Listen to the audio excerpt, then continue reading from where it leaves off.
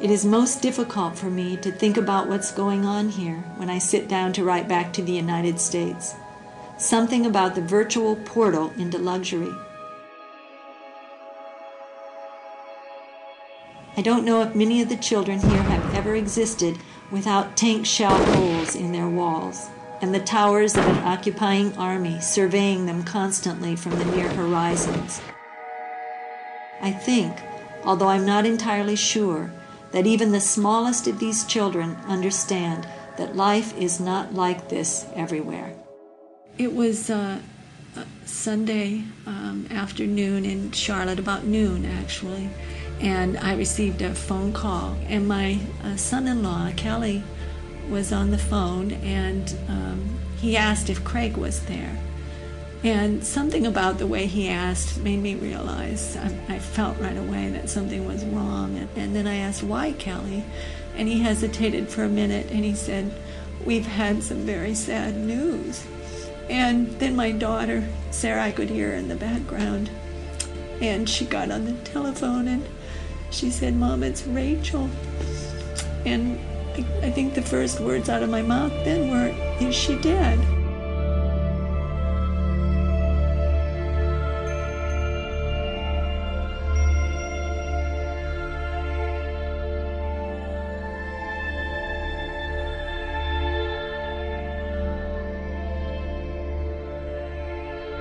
We were opposing the demolition of farmland and other property, Palestinian property, by Israeli destruction forces and bulldozers.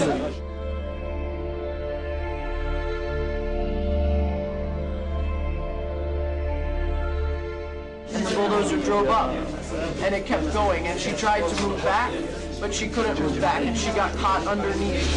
She got caught underneath the bulldozer. Many other internationals began to surround the bulldozer and yell at it and tell it that there's somebody there, and it did not stop.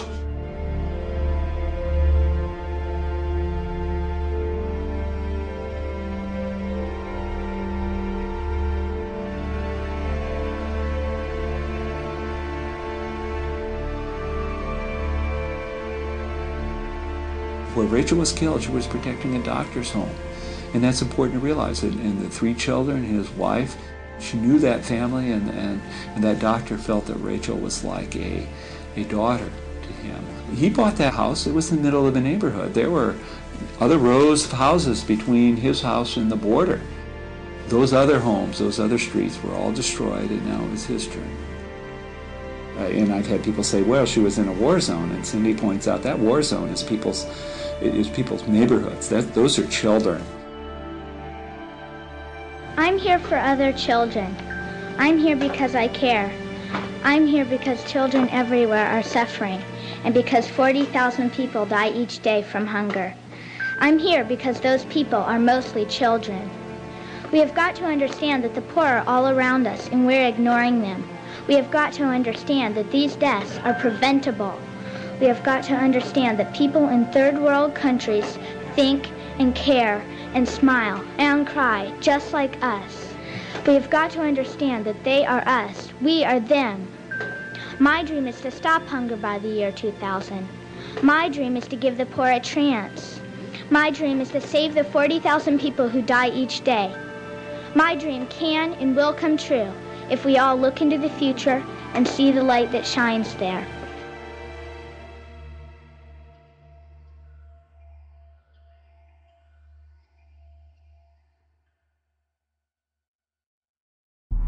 As Israel completed its withdrawal from Gaza, the following day it issued orders to confiscate additional Palestinian land from the West Bank and continue the construction of a separation wall. This wall is twice the height of the Berlin Wall and 4 times longer. It rips through villages, severing travel for work, healthcare, and education, separating farmers from their lands and families from loved ones. An Israeli study revealed that the barriers route was chosen in order to confiscate land intended for illegal settlement expansion, not for security reasons. Here you have this huge wall being constructed right in the middle of the West Bank. How can anybody believe that there's going to be the creation of a real state? It's a symbol and a reality of oppression. Anybody outside of Israel who supports a two-state solution has to be very careful, because what they mean in a two-state solution is that 90% of historical Palestine would be Israel. In the rest 10%, you'll have two huge prison camps, one in the Gaza Strip and one on the West Bank.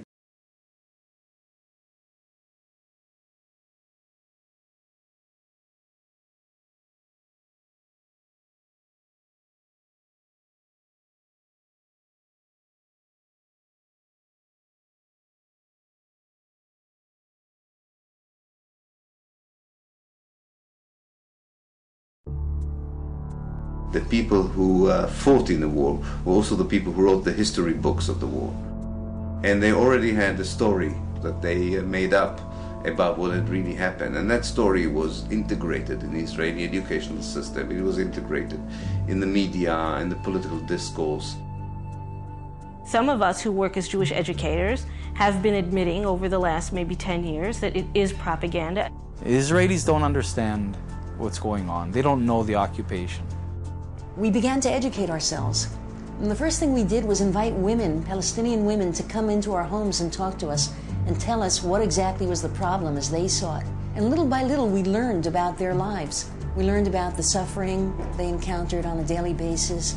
We learned about the killing going on there, about the lives that were completely circumscribed by an occupation that they had no control over. I'm one of the few Israelis not in uniform and not a settler that's been in the territories in the last 9 months. You see that the army was actually waging a very cruel war.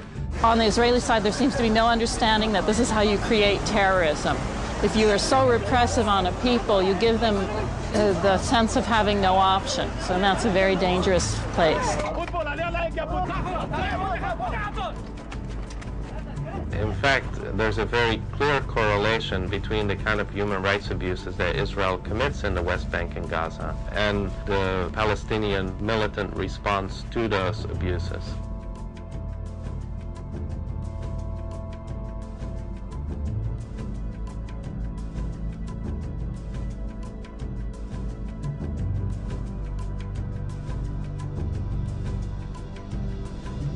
Most Israelis have very clear views. This is a very political country. And when you talk to somebody, you can argue all night. And you can go red in the face or blue in the face or whatever the color, you won't get anywhere. But when somebody says, I refuse to do this is wrong for me, for us, for our country, this is immoral, and I'll go to prison rather than do it. And one guy does it, 5 guys, and 50, and 100.